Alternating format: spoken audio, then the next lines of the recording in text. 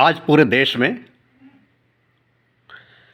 इस बात पर बहस छिड़ी हुई है कि रामचरितमानस को प्रतिबंधित किया जाए। रामचरितमानस की कुछ चौपाइयों पर लोगों को बहुत ज़्यादा इतराज़ है। विशेषकर इसकी शुरुआत स्वामी प्रसाद मौर्य जी ने की।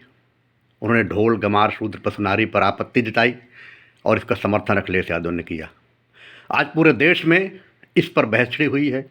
Social media, print media, electronic media, सभी जगह बस यही मुद्दा छाया हुआ है। लोग अपने अपने हिसाब से इस पर प्रतिक्रिया दे रहे हैं। वस्तुतः हमें यह जानने की ज़रूरत है, इसको समझने की ज़रूरत है कि क्यों लिखा गया, कैसे लिखा गया, कब लिखा गया, इसके पीछे भाव क्या है, इसका अर्थ क्या है। तो सबसे पहले ये जानना ज़रूरी है कि ये कहाँ का प्रसंग है। जब भगवान राम पूरी वानर सेना के साथ समुद्र के किनारे बैठे हुए हैं और विचार कर रहे हैं कि हमें इस समुद्र को कैसे पार किया जाए ताकि हम लंका जाएं और लंका में रावण से युद्ध करके सीता को वापस लाएं।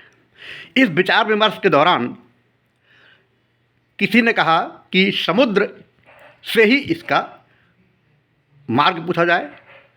भगवान राम बैठ गए, हाथ जोड़ करके समुद्र की आराधना किए। 3 दिन बीत गए,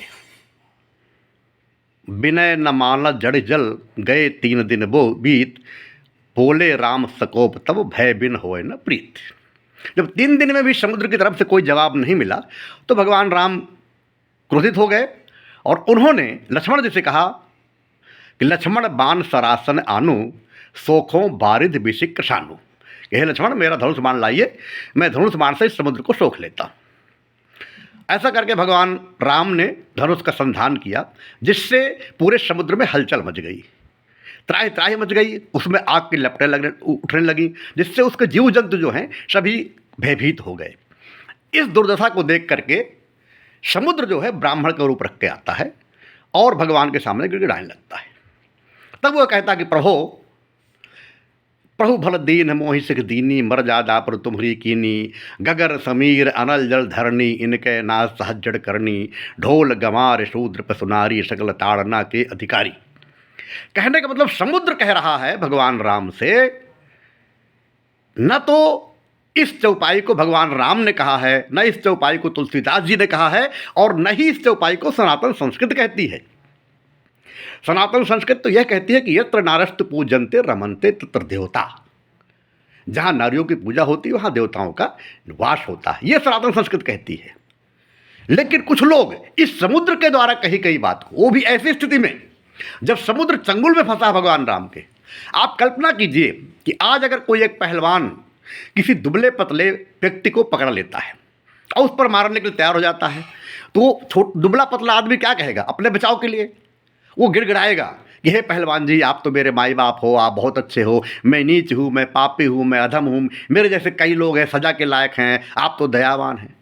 सब मिलाकर वो गिड़गिड़ाएगा कि मुझे किसी तरह इस पहलवान से बचा जाए। ठीक यही हालत समुद्र की है। वह भगवान के सामने गिड़गिड़ा रहा है कि भगवान मेरे को छोड़ दें, इसलिए वो कई तरह की बातें कर रहा है। ये समुद्र के द्वारा कही हुई बात है। उस बात में कुछ सच्चाई भी हो सकती है, कुछ नहीं भी हो सकती है। लेकिन यह कथन न तो तुलसीदास का है, न भगवान राम का है, न ही सनातन संस्कृत का है। इसलिए इस पर हो हल्ला मचाना बिल्कुल भी या तो नासमझी है, बुद्धि का दिवालियापन है, या जो लोग जानबूझकर कर रहे हैं तो वो एक साजिश के तहत कर रहे हैं। एक जगह और लिखा है रामचरितमानस में ही कि नारी स्वभाव सत्य सब कहीं, अवगुण 8 सदा उर रही। अब इस पर ये बहुत हो हल्ला हो सकता है कि नारी स्वभाव, नारियों के 8 अवगुण हमेशा रहते हैं। अब यह बात भी तुलसीदास जी के ऊपर आक्षेप लगा सकते हैं, तुलसीदास की कृति रामचरितमानस को जला सकते हैं, प्रतिबंध लगाने की बात कर सकते हैं। वस्तुतः देखना चाहिए ये बात कहाँ कही गई है। यह बात रावण कह रहा है मंदोदरी से, और रावण क्या है?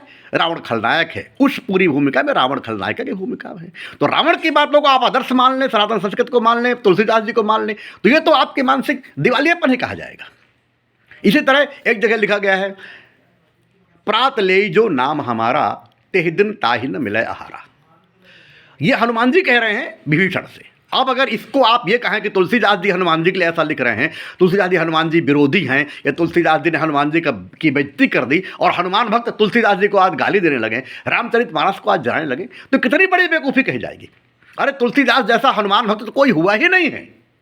लेकिन अब ये हनुमान जी अपनी दीनता बताने के लिए और भगवान राम की उदारता बताने के लिए शिष्टाचार पूर्वक कह रहे हैं कि विभीषण जी आप चिंता मत कीजिए, मुझ जैसे बानर जात के पर भी जिसका प्रातः नाम लेने से लोगों को भोजन नहीं मिलता, उस पर भी भगवान की कृपा है। तो आप तो बहुत बड़े भक्त हैं, ज्ञानी हैं, तपस्वी हैं, तो आपके ऊपर भगवान की कृपा होगी। इस तरह वो अपनी दीनता बता रहे हैं। इसमें न तो तुलसीदास जी का ये कथन है और न ही यह कथन सनातन संस्कृत का है, न भगवान राम का है।